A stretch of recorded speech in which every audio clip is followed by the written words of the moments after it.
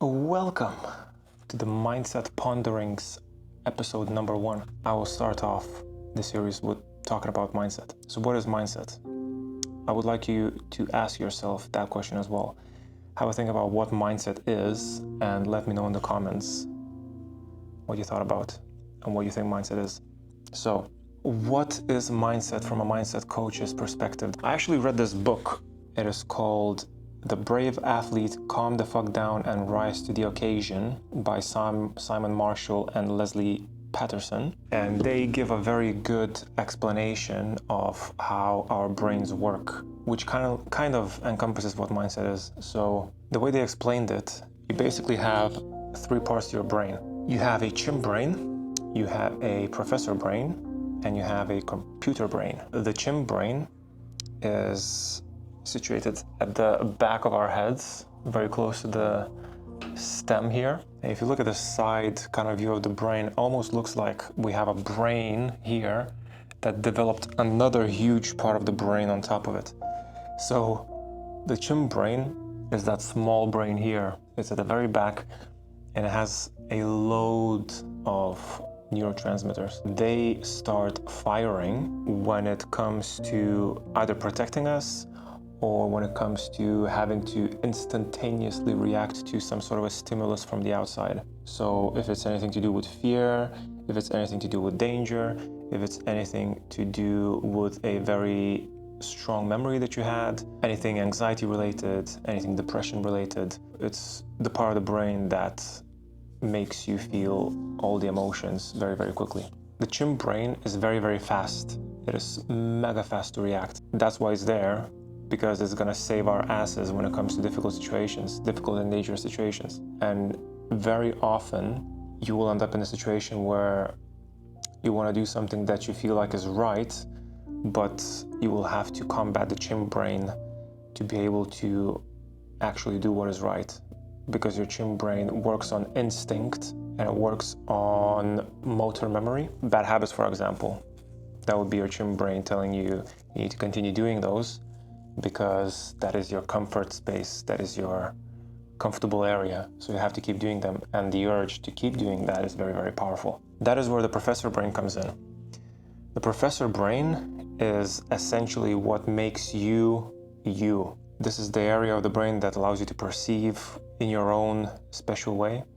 This is the part of the brain that allows you to be logical, methodical. It's the part of the brain that makes you an intelligent being, an intelligent human. Those 2 parts of the brain, the chimp brain and the professor brain, are often in a constant battle between each other. One and the other fight between who's dominating every situation in your life. Every time you have a thought, every time you have some sort of an urge to do something, those 2 parts of your brain will be competing between each other. And the last part of your brain, the computer brain, allows communication between the 2 earlier mentioned parts of your brain and extra areas like your sensory input areas. The computer brain can be a very powerful ally or a very powerful foe, because if your chimp brain sees negativity around you and perceives that as danger,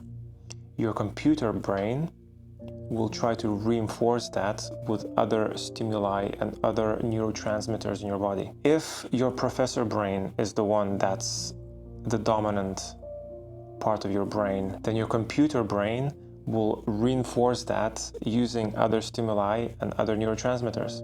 It is that simple. Well, at the core of it is fucking simple, but when it comes to actually allowing control for different parts of your brain, it is not that simple. So what is mindset? Mindset is your ability to control all those 3 parts of your brain. It is essentially making sure that you have the tools and abilities to allow the professor brain to control the majority of the situations and the chimp brain actually doing its job when it comes to protecting. So what actually happens is there's so many stimuli in our worlds these days because of social media that your brain, your chimp brain rather, struggles to distinguish between what real fear is, something that will really put you in danger, and what is just scary. As an example, a real danger, a real fear would be something that would put your life in danger, like being robbed or getting attacked or walking into the middle of a motorway with no traffic light. Anything that puts your lives in danger, right? That would be an actual real fear. And that's where your chin brain would kick in very, very fast and say, hey, what are you doing? You're putting me and yourself in danger.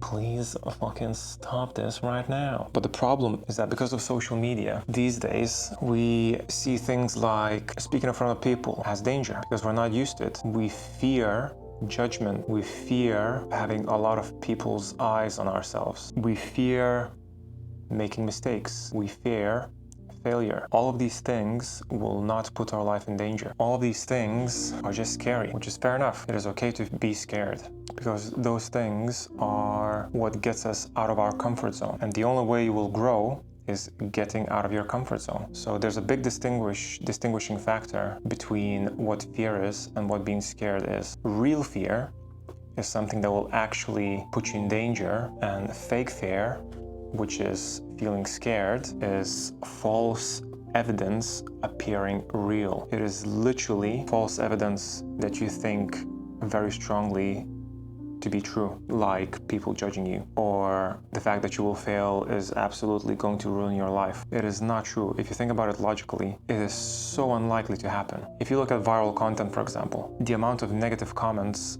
as opposed to positive comments is drastically different. And you will actually find that there are a lot more comments that are a lot more liked that actually go against the bad shit in the comments and reinforce the good side of things of the content. Unless the content is specifically there to provoke negativity, then yeah, of course, that's a different topic, but you get the drift. So what is mindset? Mindset is finding the balance between your chin brain, your professor brain, and your computer brain. You have to allow your professor brain to take control when it is scary, and you have to allow your chin brain to take over control when it is actually dangerous. Distinguish between the two types of fear, and you will be able to start developing your mindset. This is just a very basic explanation of what it is. There's a lot more that goes into it. There are very key factors that help you develop a mindset. And also, meaning of mindset has a very subjective meaning to everyone. Mindset to me might be completely different to what it is to you. Mindset to me might mean being absolutely rock solid and not faltering in any situation and being able to push forward regardless of what the situation is and how dire it seems to be. Whereas for somebody else, it might be being able to stay in nature as much as possible and helping people without falling apart yourself. There are different perspectives and everybody has a different perspective, but you need to find your own. And if you stay tuned, we'll go through everything and anything to help you develop that perspective, that mindset, to become the best version of yourself. Stay tuned, like, share, comment, and look after yourselves.